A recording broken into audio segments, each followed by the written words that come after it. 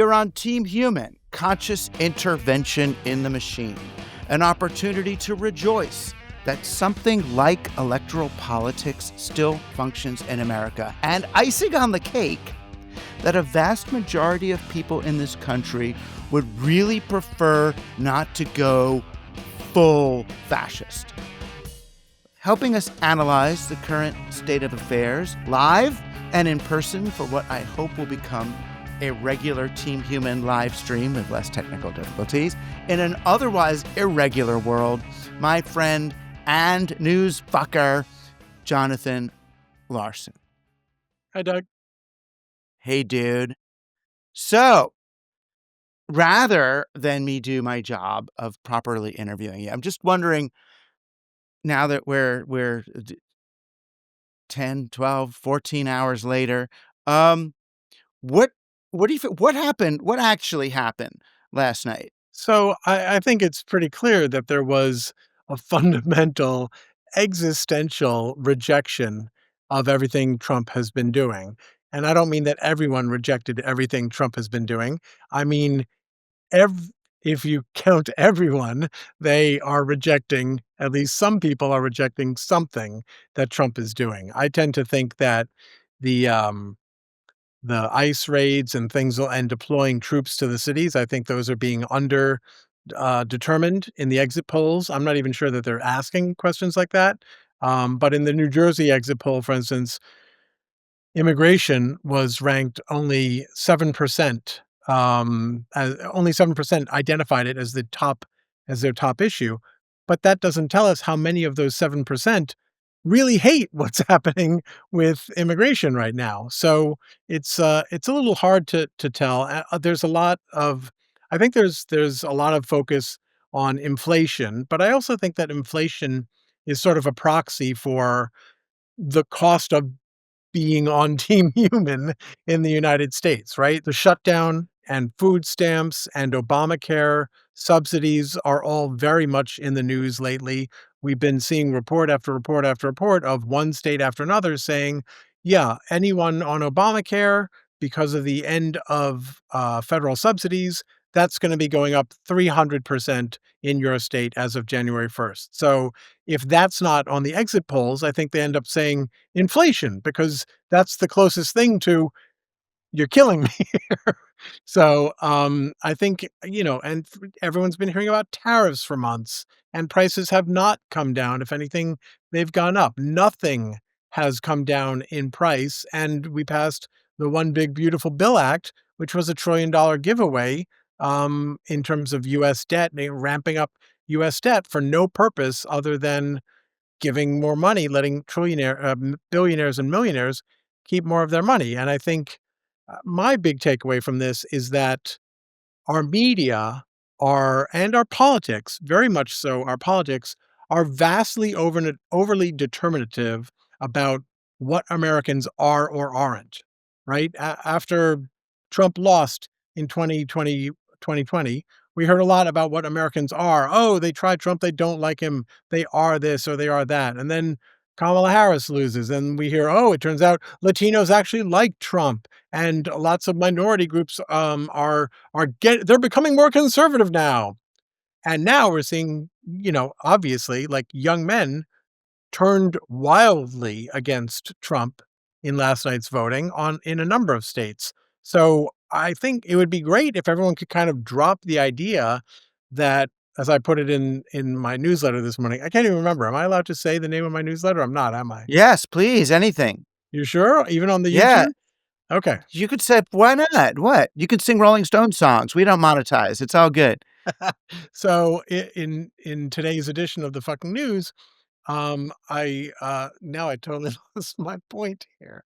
Anyway, uh, Oh, you mean because of the fuck word that you'll lose American Express exactly. cards? Right. Yeah, on That's the right. fucking news, his newsletter, they on Substack now, American Express has deemed it too pornographic a word, so Yeah. they're not letting people charge. So the what I said in the fucking news this morning was that humanity, Americans, are not walking compendia of policy platforms. Very, very few people walk around knowing how they feel about, energy tax credits for sustainable energy, and whether the CDC panel should be advisory or compulsory. Right? Most people don't walk around with this stuff.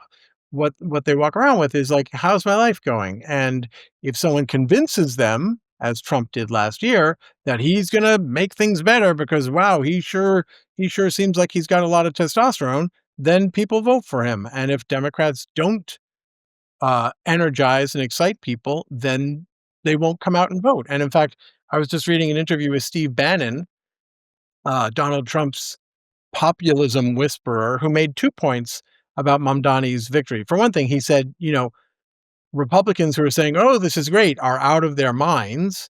And on that point, I agree with him. But he made two tactical points. One is that Mamdani's platform is popular with people. People like populism. It's anti-corporate, it's anti-rich. These are things people will vote for all day long, twice on Tuesdays.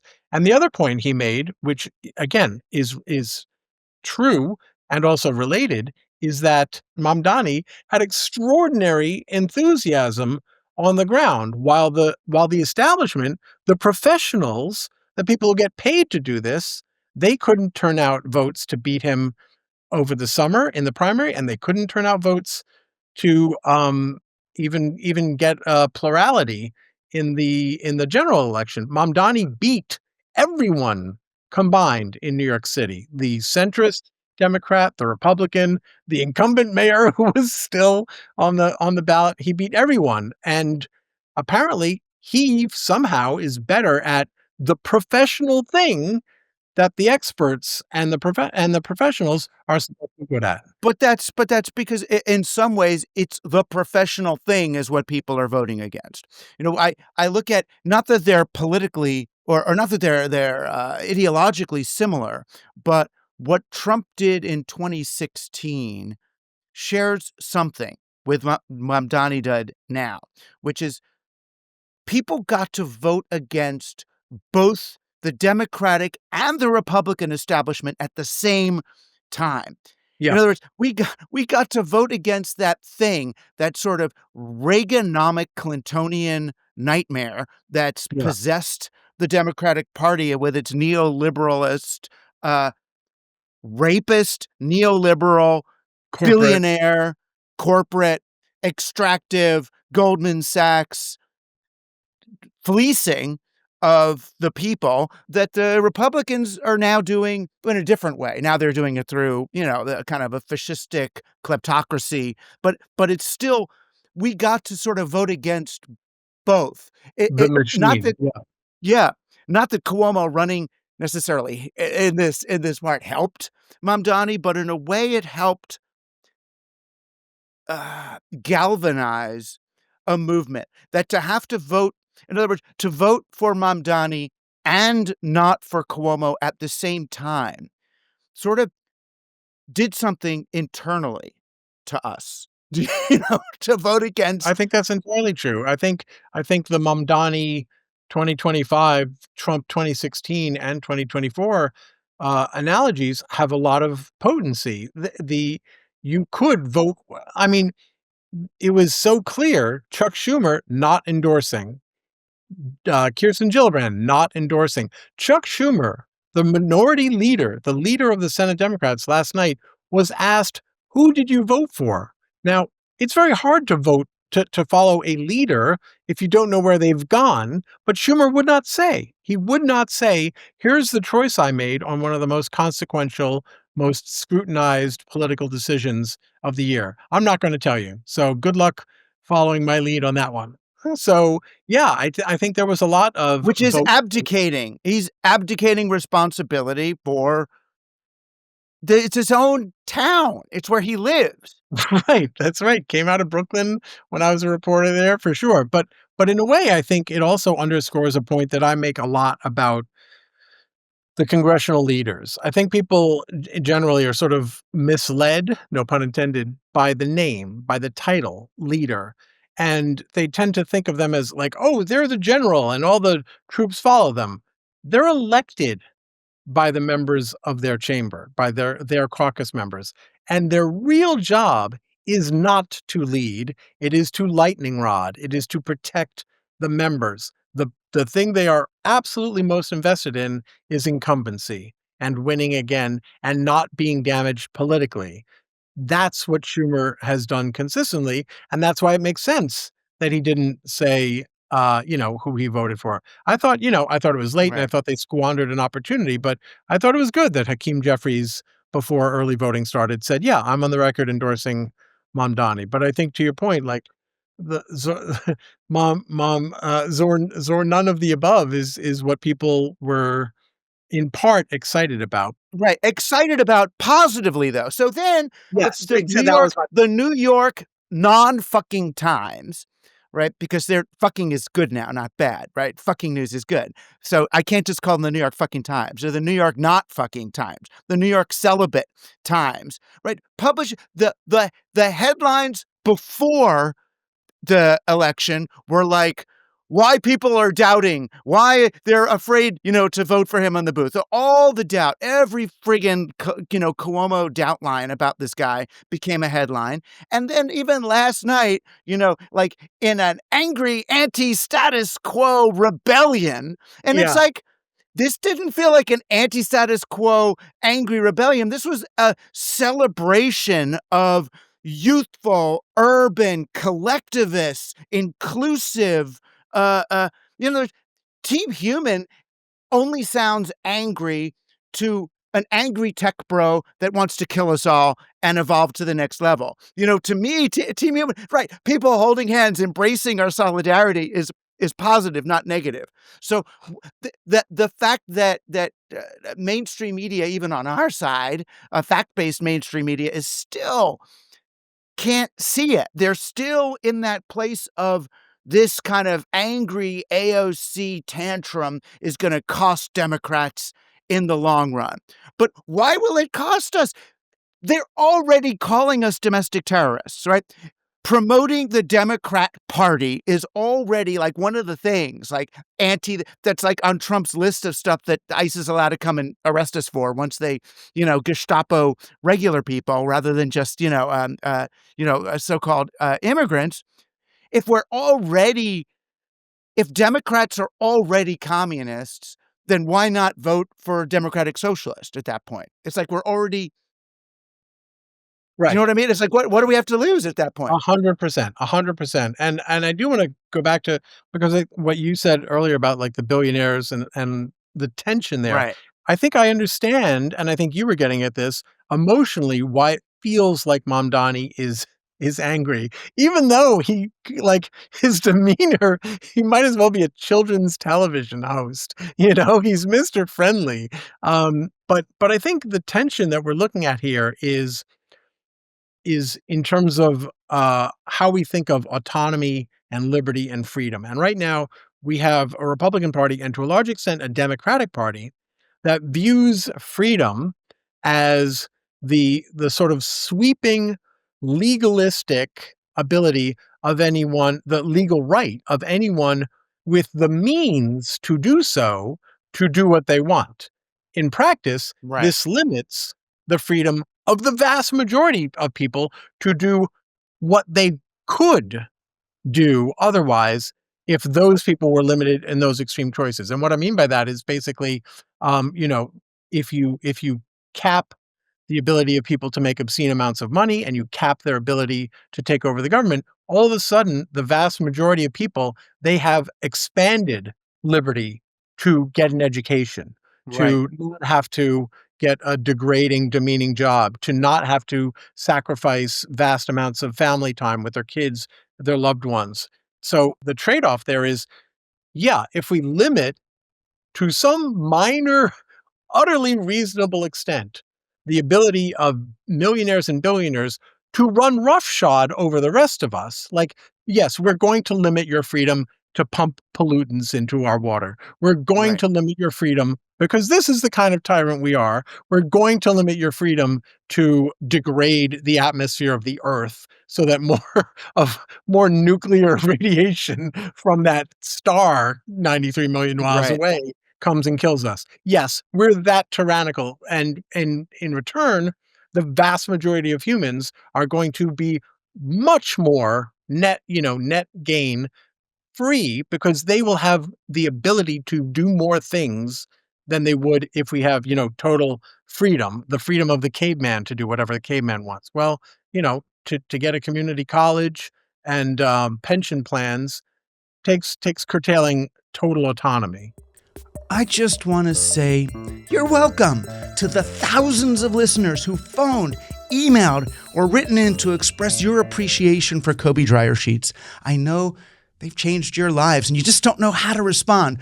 Really, you don't need to do anything more than use them instead of those plastic, chemical-filled, evil, and demonically possessed dryer sheets of the others. Actually, they're not even demonically possessed because they're not organic vessels.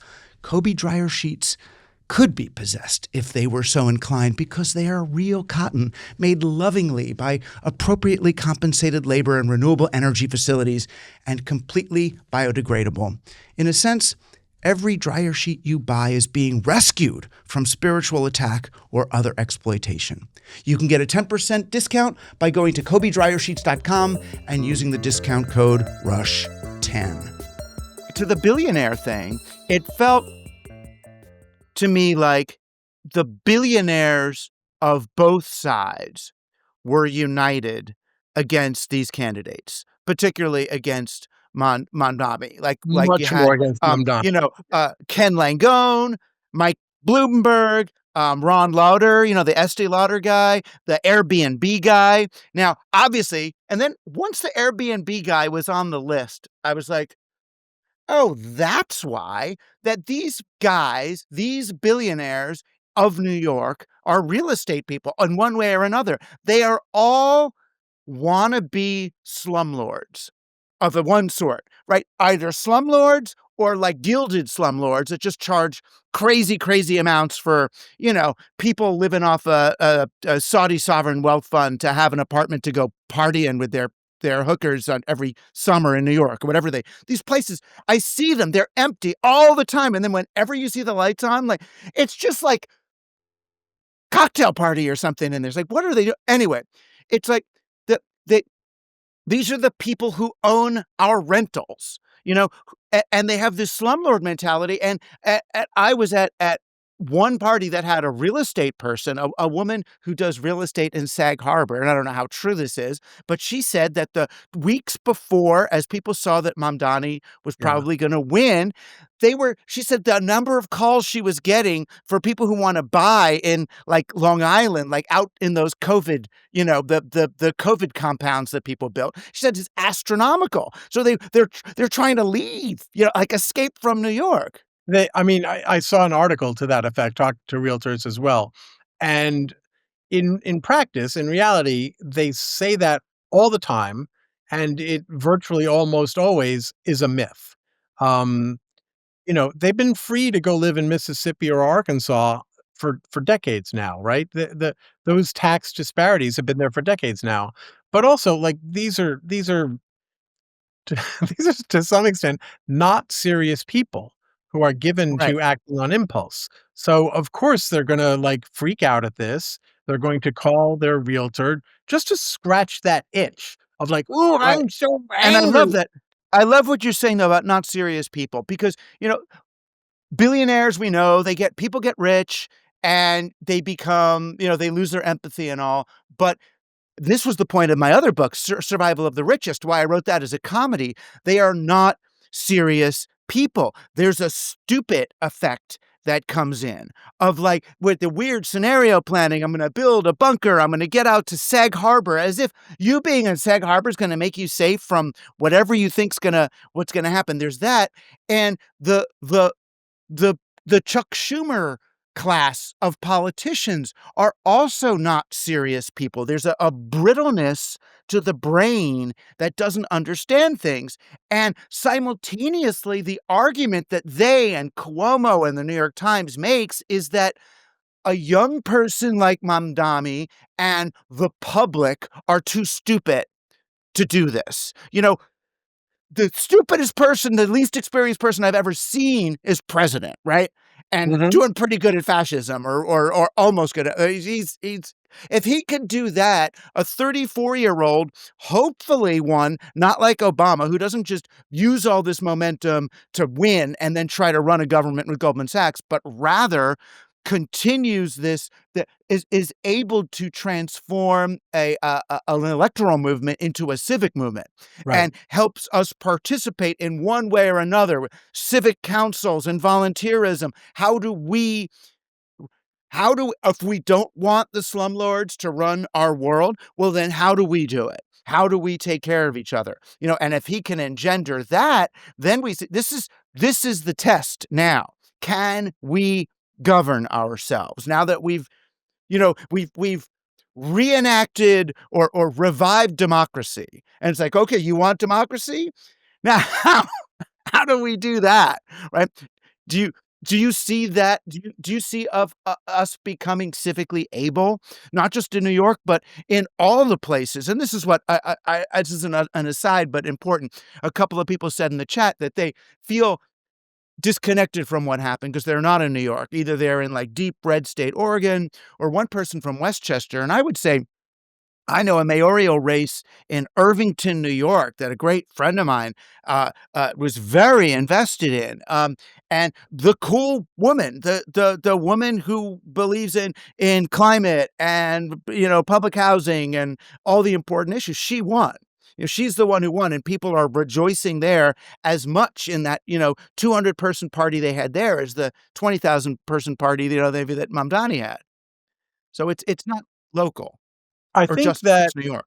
yeah, no, I absolutely think it absolutely applies throughout the country. That not necessarily Mamdani or his specific policies, but the overall sort of approach to this. And what I would say is the reason I think we have unserious political leaders and unserious billionaires is to a large extent because an unserious population allowed systems to accrue, both literal, like structural systems, but also just our general dynamics in which those systems didn't punish unseriousness in those roles, right? Normally the I happen to think that, well, it doesn't matter. But the point about our politics is that generally, like, you're supposed to be punished for being unserious when the people see that. And the core difference, I think, a core difference between Mamdani and the rest of the establishment Democratic Party is, um, I don't know that well, that's a dumb thing to say because I don't live in New York City anymore. But the outreach I would get as a civilian, not as a podcaster or anything, from the Democratic Party was entirely tribal. It was purely, give us $5 so we can fight Trump. And that was pretty much it. And what Mamdani did that I think is underappreciated by the political media, by the political establishment is it wasn't just that he talked about affordability. It was also that he talked about what to do about it. He had specific, appreciable, relatable solutions. But vastly more important than that was he did something you don't see Democrats mostly do at all, which is educate people. Just tell them, here's how things work. Like, if we do have an unserious population at the moment, to a large extent, it's all cyclical and it's all vicious cycles, right? But to a large extent, it's because most people have no idea why things are the way they are, let alone what political steps would lead to change. And Mamdani, I think a lot of the videos that he did that went viral, where people sort of talked about his personality and his engagement with people, they were missing, I think, the fact that he was also saying, here's how this works. And once you understand how whatever it is works, then legitimate solutions, the real solutions of serious people, the appeal becomes immediately intuitively obvious once you understand the problem and the systems needed to change it. So I think that was an underappreciated factor of his victory and his popularity. That's why I think it's translatable around the country. Teach people how things work. Exactly, and that's why it's people think that this means, oh, now everyone has to be Mamdani, AOC, Bernie Sanders type person in order to win elections, in order to have a brand for the Democratic Party and all that. And it's like, no, it means that all that fucking shit is out the fucking window. We don't need a single brand, right? Why can't we have, and I know, and now I sound really old, but I was telling you earlier this morning that the Democratic Party, so to speak, used to have diversity. So did the Republican Party. There were all these different kinds. Jacob Javits in New York was a Republican who would today make liberals blush for the kind of Republican he was. When I was in high school, we had Dick Gephardt was this guy from like the Sure. Midwest who was, I remember because I had to do a report on him or whatever, and he was talking about like using tariffs and protectionism. He was like he was a union guy, but he was kind of socially conservative, like against abortion, I think. And then this guy Paul Tsongas, he was like a Reaganomics guy economically, but like a almost a radical sort of Jimmy Carter climate guy into Mhm. environmentalism and women's rights and all that. They're in the same party. And they're arguing shit with each other, then arguing shit with the Republicans and sometimes siding other ways. You don't need one thing except in a crazy fascist world. If we're going to like face Trumpist fascism with leftist fascism, then yeah, oh, we all got to be this. But that myth of homogeneity as a necessary strategy, it was sort of Fordist marketing as opposed to GM marketing, right? GM created a brand for everybody. Yeah, and the narrative has been that it's progressives who would not hold their nose and vote for centrist candidates. But what we've seen in the last year or so is that dynamic is entirely flipped. Like when Bernie was accused of it, yes, he put up Bernie Sanders. He put up a hell of a fight to run for president. But then when he lost the primary, he actually did campaign and actually voted for and didn't shit on the centrist candidate the way centrists for the last three, Shit 4 months. pardon, our guys, that's all they Well, do. and Ghani specifically. Yeah. And by the way, this is a suicidal tactic. That guy is your left guard. That's the guy protecting your left flank. You don't see Republicans doing this. No, they don't even treat him as well as Republicans treat Nick Fuentes, who says we should go back to the days when we could hate on women and Jews. He says that out loud. And it's like, if they don't, as if what Mamdani, apparently, I guess they're concerned because he said something when he was in college, about Intifada or something. It's just like, give me a fucking break. Yeah, yeah. And to your point earlier, they're already like the Mamdani-ness of the Democratic Party is entirely baked in. Abigail Spanberger ran in Virginia being called by Republicans Mamdani in a dress. Like, okay, if you're already that and you're winning, well, then maybe Mamdani's helping you to some extent if Right. people think And you're like him. exactly. And look how much, when it really comes down to it, how much people are scared of trans people like reading to the kids at libraries or whatever it is. All of a sudden, the fact that, the guy, there's somebody wearing a dress somewhere. It's like, how much does that matter to me now? That it's like, please, because there's dudes with masks taking people off the streets while my kid's trying to Halloween. Like all of a sudden, the common ground, the common ground that I would argue in some ways, leftist, uh, uh, over identification of personal brand. The way that the left really Identity. enjoyed identity politics in a awful way, in a reductive, individualistic way. All of a sudden, all that stuff matters less than the common ground of, I think we can agree maybe we don't, we've got a different feelings about, how many, documented, undocumented aliens should be harvesting or working in the kitchens, but we don't like masked guys on the streets. We don't really like sexual predators in positions of power, right? We don't really like illegal wars. Something I don't want prednisone or whatever they're gonna bring in from Venezuela. What do they bring in? Cortisone or what do they supposedly whatever? Maize, I mean, bufferin. I don't know what they have in Venezuela. It's not whatever you think it is. Whatever. It's like blowing up the fishing boats without saying what you're doing, lining up to go to war in this place and giving all this money to Argentina. It's like there's like things that we can kind of agree on. Even if people might, apparently the blowing up a suspected fishermen in boats is pretty popular, but I think people still. Suspected fisherman. It's a suspected fisherman. It's Yeah. not Oh, you're a right. I suspected drug narco a fishermen. suspected fisherman. Yeah. I suspect they're fishermen. Well, it's Um, part of the tariffs because they could be selling fish at, yeah, without a yeah, 50% tariff. that's right. They should be hitting them with tariffs before they hit them with bombs. Um, but I think even if people in some horrific respect, like, "Oh, cool, we're video gaming these guys to death."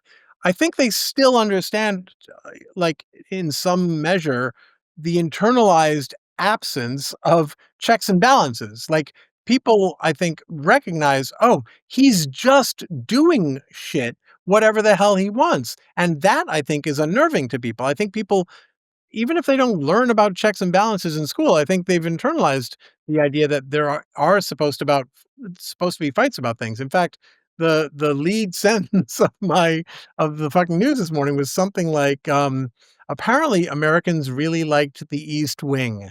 Yeah, I know, and that maybe that image really did affect people. So here, I don't wanna overestimate, uh yeah, New York got a young progressive mayor, and most of the country, or almost basically all the country, went in a huge sort of blue Democratic progressive sweep. And a lot of it was very, very local, state legislatures that really swung, Virginia, like to 60% this, or, like massive, and a lot of governors. And governors are great, especially for like if you're afraid of like election interference and stuff.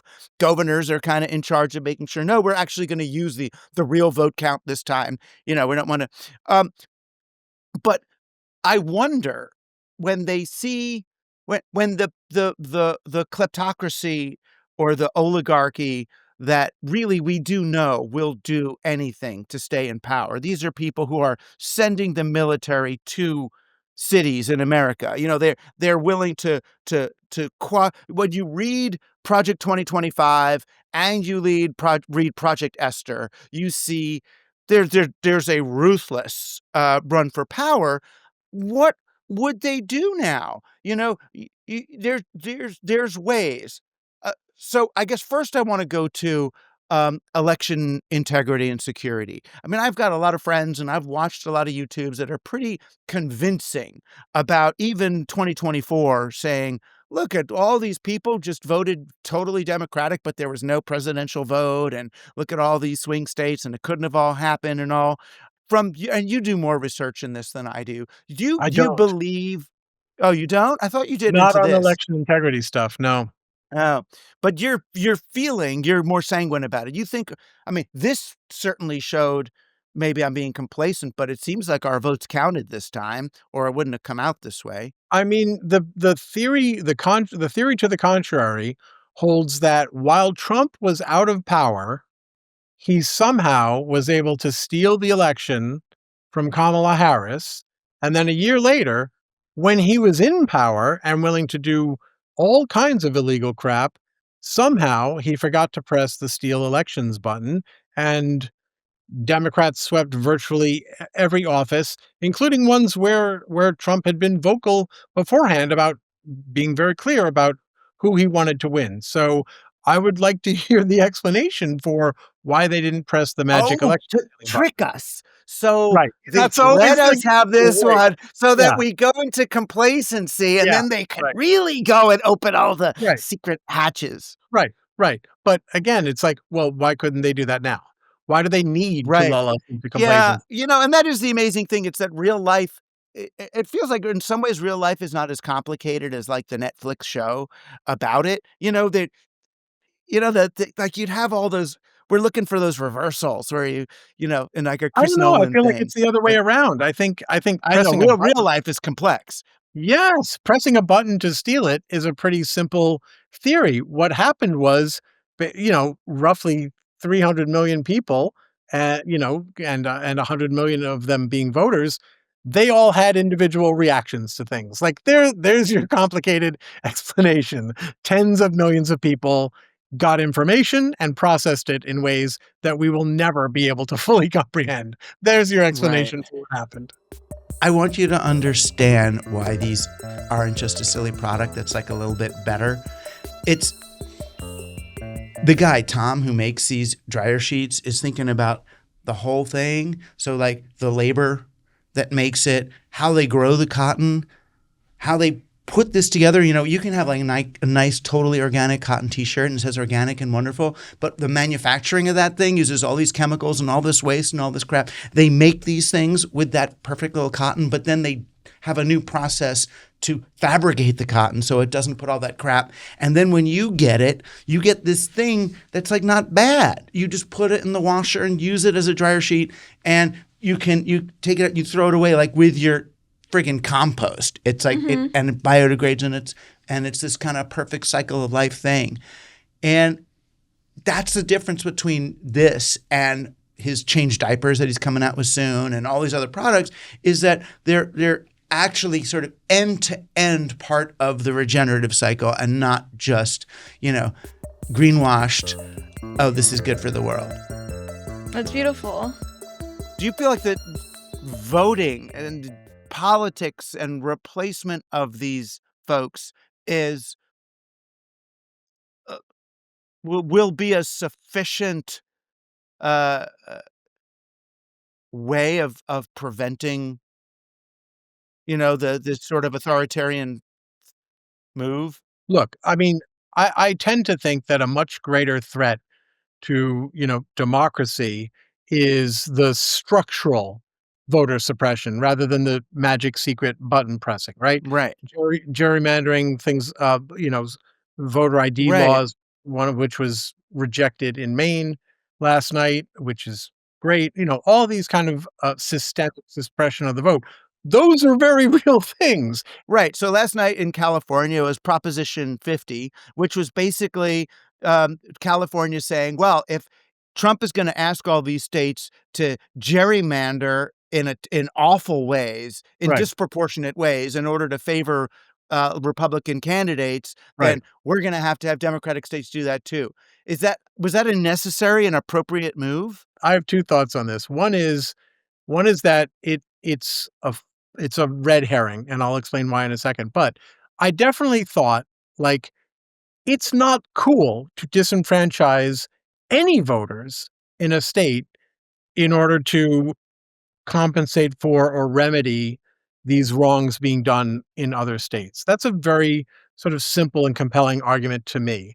And what helped me live with it is that the number of voters in that state who approved of this plan was nearly two-thirds, which makes it a lot more difficult for me to say they're being disenfranchised. Almost two-thirds of them want this. Right, right. So it's almost filibuster proof, like that in some ways the minority is protected. But I hear you. The thing about it that strikes me as funny is if the Democrats had been doing this, say in 2016 or 2020, they would try to have these big Southern Hispanic,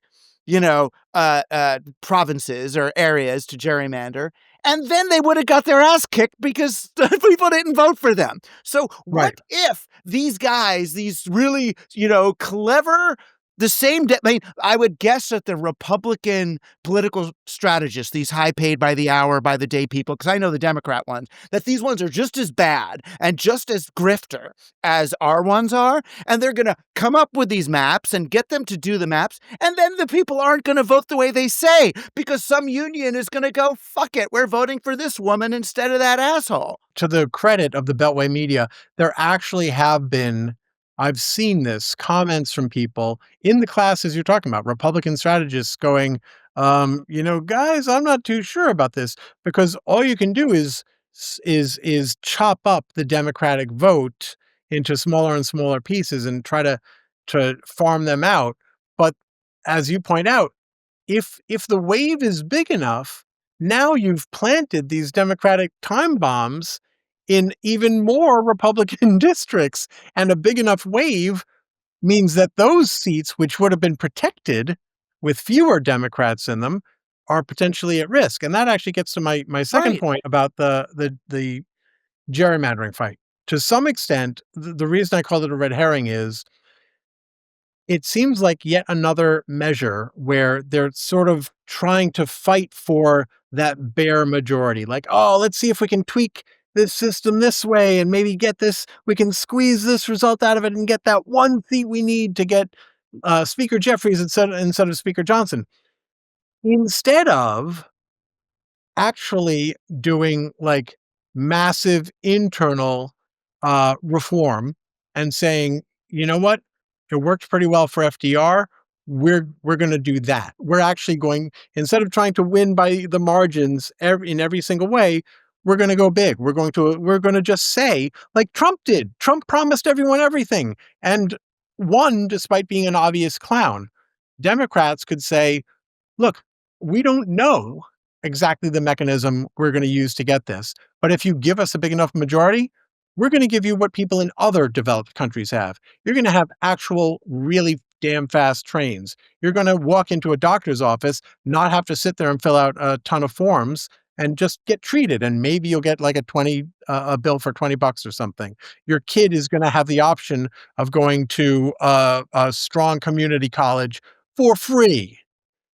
Right. You don't have to worry about retirement, all the things that Americans used to have. So we know it's doable. Just promise the moon. Right. So two things. One, I love the idea that their gerrymandering actually accomplishes what some progressives told us to do after 2016. Like some of the organizers of Occupy, some friends of mine said, what they're doing is trying to get progressive people to move to red states. Yeah. Start far, move there, not just to be nice people there, to make Right. friends there. Right. It's not just that their votes would do it, but Yeah. that as you see, oh, look at this nice black person's in my town. Oh, black people aren't Satanists. Some of They're these people nice. don't know the other tribe in any way other than what they see on Right. Fox. So rather than retreat to the cities where we think we're so, I mean, maybe if you're trans or gay or something, it might be too dangerous to just go Of right course. into the thing. But, Yeah. you're a Jew or something, just go for it, whatever. Wait until they burn the cross. They give you warning usually before you have to leave. I mean, Usually. look, to some extent, this is what immigration Yeah. has done. You find immigrant Yes. communities in these very rural places. I talked with Ray Suarez, who has a Oh, new book yeah. out. Right. It's all for it, but it's like, yeah, ICE, it's all good. I see, but not my gardener, not my nanny. It's like, wait a Well, minute. also, but entire I like towns. them. Yeah. Right, exactly. Entire towns that were economically desiccated by the American structural shifts in the economy. There are towns out there that have been revitalized and rejuvenated by massive influxes of not just immigrants, but clearly identifiable immigrants. Haitians. There's a town in Maine. We were talking about. Ray and I were talking about Dominican people from the Dominican Republic who like flooded this city in Pennsylvania and sparked this, of course, massive xenophobic wave in response.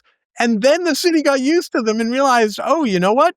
Our downtown, our main street is no longer all boarded up. In fact, there's a story I love, if only because I actually like unearthed some of this stuff at the time. But all the stuff about Haitians in Springfield, Ohio, right? That they're eating the pets, the dogs and cats, all that Yeah. stuff. That happened because there was a very real influx in Haitian immigrants into Springfield, Ohio. But if you drill deep into the actual politics of the town, what you'll find is that that didn't just happen, right? It's not chance that a bunch of Haitians ended up, half a continent away in Springfield, Ohio. Local businesses, without consultation with the local government, had put out ads like French and Creole language ads, looking for people, specifically soliciting, "We need people. Come here. We'll hire you." And the reason this became a national issue was because the local town officials said to the federal government, "We need help." But here's the key difference. They weren't saying, "We've been overrun by Haitians. We need help defending our city against them." What they said, like this was in the letters that went to JD Yeah. Vance and others. What they said was, I'm being facetious here a little bit. We have these beautiful, hardworking, law abiding people in our community. However, the surge in their numbers happens so quickly that the current tax base and the current service provision levels were inadequate, right? It takes time. Usually these kinds of surges take time. And so your tax base grows, your school budget grows with those people.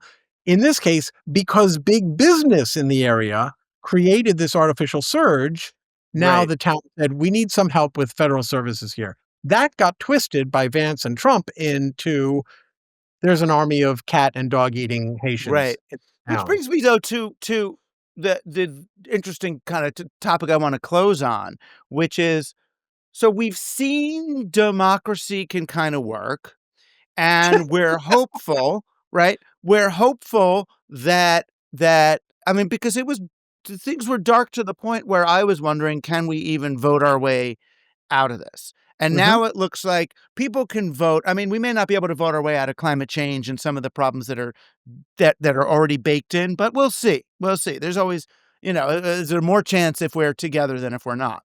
So the voting might kind of work. There is that said, there is a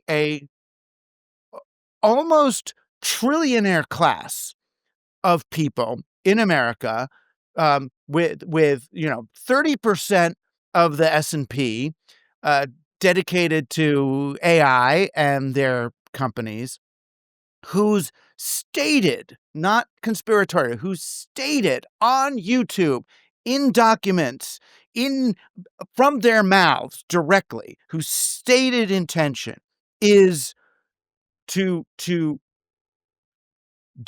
turn our country into a monarchy and to leave behind whatever however many people is necessary so that a few can level up and be superhumans and survive. Yeah. Or at best, the most generous worldview they have is, let's create some private communities where the top 5 or 10% of people can live, be serviced by AIs and robots, have an economy where AIs and robots are the new consumers, and everybody else, Mad Max yourselves, goodbye. And they do have the president, they do have the vice president, they do have the money. Um, is democracy up to that challenge? I mean, And I guess I'm saying Palantir, the former executives of Palantir are placed in pretty much every, civilian military, you know, command decision making process. I think a key part of the question here is how do you get there, right? And in theory, I suppose there's a boil the frog scenario, right, in which democracy doesn't just fail to prevent the outcome you're talking about, but is the engine that gets us there, right? We keep believing in the wrong narratives and the wrong myths about humanity. And so we keep voting stupid, right? We keep voting ourselves closer and closer to the scenario you're talking about. Um, that doesn't given given that I mean, one thing is always beneficial here, which is they're so bad at this, right? They Right. can never, they never have the self discipline to keep their damn mouths shut about what they would like steps B, C, and D to look like, right? So as soon as they get a tiny little inch, thanks to selling people on some stupid narrative, they're out there with exactly where they ultimately want to go, and everyone goes, I didn't vote for that. I was just buying your stupid line of bullshit about this year. The Right. other scenario, I think, scares them too much, which is to do what what a full-blown, actual, undeniable monarch slash autocrat slash tyrant would have done on January 21st, which is just march the military into the Congress and the Supreme Court and federal courts throughout the country, and maybe even state courts, maybe even state houses, and round up all the governors and just say, you're all enemies of the people. Trials next Thursday. Get yourself a lawyer. Just kidding. We don't do that anymore, right? In theory, they could have done that, but then they risk, I think, unfettered democracy in theory, and I think they don't have the confidence to know that the generals will agree to convey those orders. Right. They don't have a droid army at that point. I mean, you get real nutty, it gets crazy, and then the rest of the world will have nothing to do with us. They would just, not to embargo, but just like, why make a contract with these? This is just nuts.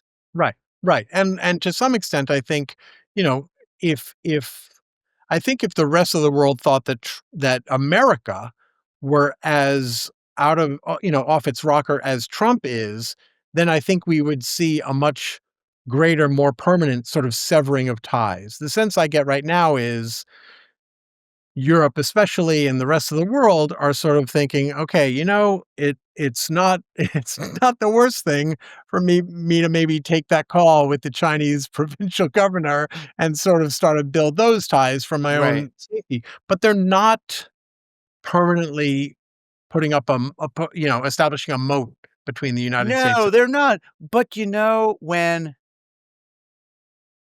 when a family member hits bottom and you do the intervention and send them to rehab and whatever, and they come back from rehab, there's a period really of years where they kinda have to, and they understand, they Everyone's gotta, on tenterhooks. It's a probationary yeah, thing.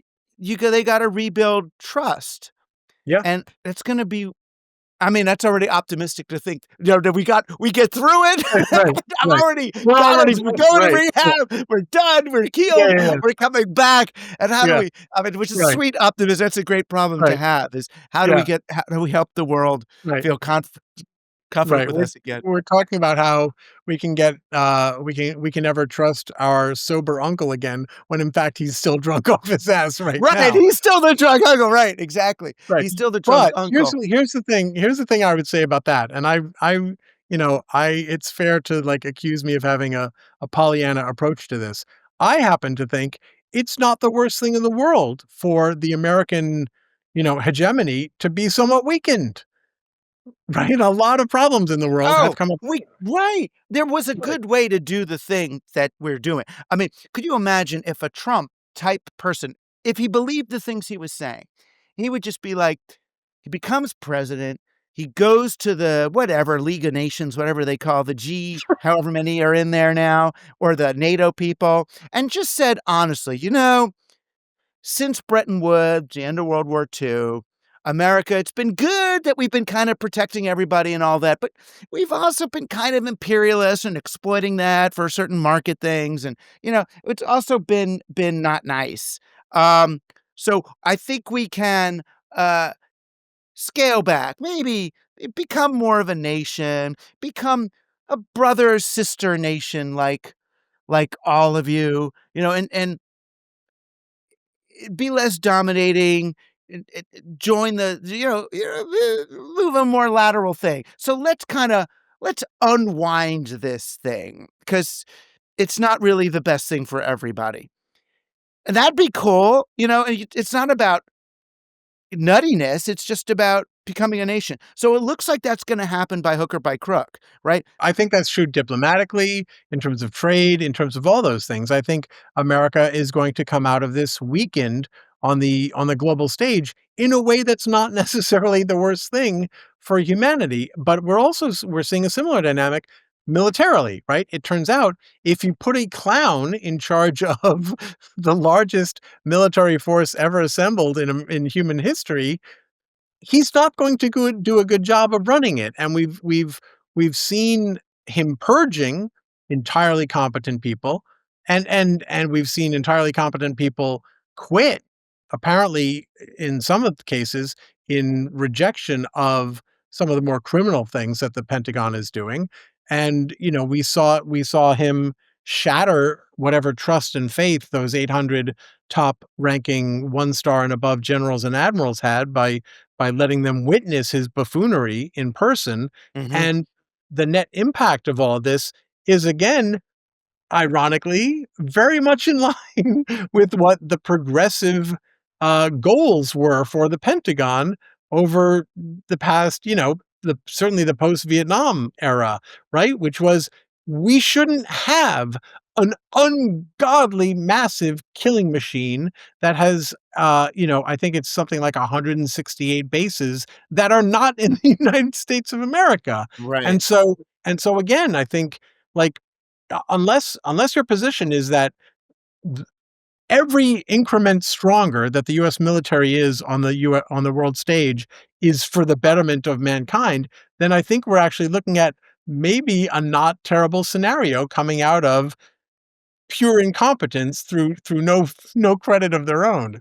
Right, and we end up with a rebalancing, because obviously the way to go about that was not to say, "Look, we don't wanna be king of the world, but I wanna be king of America." That's not that's not the way to do it, but yeah, I mean, it's a good day, let's enjoy it while we can and hope that we get, something closer to LaGuardia than Dinkins, um, well, Dinkins did some good things, actually. Yeah, the real issue, I think, with Mamdani's success lies with the people who aren't Mamdani, Right, and how much they're willing to go to say, "Okay, you won, you have a mandate. Let me know how we can help you execute your vision here, because I right, may not agree with it, but, you won, the people wanted to give you a chance, so I have right, some obligation to go along with that." right. Hochul, It's to really her yeah, credit, the governor, to her credit, endorsed Mamdani pretty early on, which raised the pressure on her to not stand in the way of everything a little right. bit, I think. So, but yeah, I think it's really important. Two things I would say coming out of today. One is Mamdani's message is, and this is something I say every time, that wasn't the Super Bowl yesterday. That was draft day. We've picked our team, but we Yeah. now to go out and work with our team to affect change. Like, that was the point. Yesterday was the beginning, not the end of it. What I do wanna take away, the lesson I wanna take away from today, though, or the marching the marching orders, though, is more important, which is that, right, this is just the beginning. So let's I'm doubling down on my intention to meet once a month, and it's not to talk about politics anymore. You right? We just did politics. We could do politics when the next election comes, but I wanna to talk monthly about how are we doing? How are we Sure. doing? Yeah, yeah, yeah. And are we getting involved? Are we establishing, is Team Human enacting the Team Human agenda? Or are and where are we falling short, and how do we do that? How do we make the civic reality we just voted for into something real? Can I give my quickie thought on that real quickly? Which might Yes. be a good, better closing thought, which is, All right. one thing I say at TFN all the time is, um, resist hero worship. Try not to engage or get too invested in specific people, individual politicians, worrying about, do they really believe this, blah, blah, blah, blah, blah. The job of democracy, I think, at this moment is, what matters to you? Figure out what matters to you and then engage in the civic advancement of that, right? If it's transportation, get involved with people, who are lobbying for or advocating for or trying to come up with civic solutions for how to make transportation better. When people in sufficient numbers engage in and commit to issues and policies that they favor, the politics takes care of itself because the politicians will then come to you. They will want the thing that you have built for their own success. And that sounds cynical, but that's human nature. That the system, the American system, was built to harness the energies of competition and ambition and rivalries and all of those things that are in theory negative but really aren't, and turn them into an engine that brings us to a more perfect union. Or any union at all. I'll take that too. The Well, look, fucking we don't all have union. to agree for it to be a union. It is a union right now. We don't agree on everything. We're still a union. Yeah. Yeah. All right. The union. It almost has a team-like quality. Team Like human. a human union. Team The human. That's even Team good. human Yeah. union. Yeah. You Team Human Union. All right. Well, thank you, Jonathan Larsen. People could find more of you and your delightful fuckery at The Fucking News. It's on Substack. You've been on Team Human. You can subscribe at teamhuman.fm or on Patreon and all. Just go to, the internet. And I'll see you next week. I love you, Jonathan. I love you all.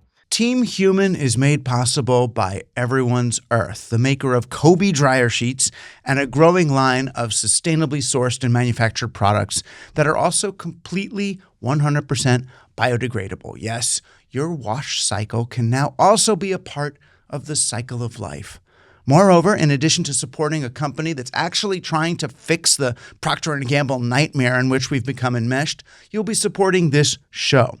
And as a Team Human Insider, you can also get a 10% discount on Everyone's Earth by using the discount code RUSH10. How's that?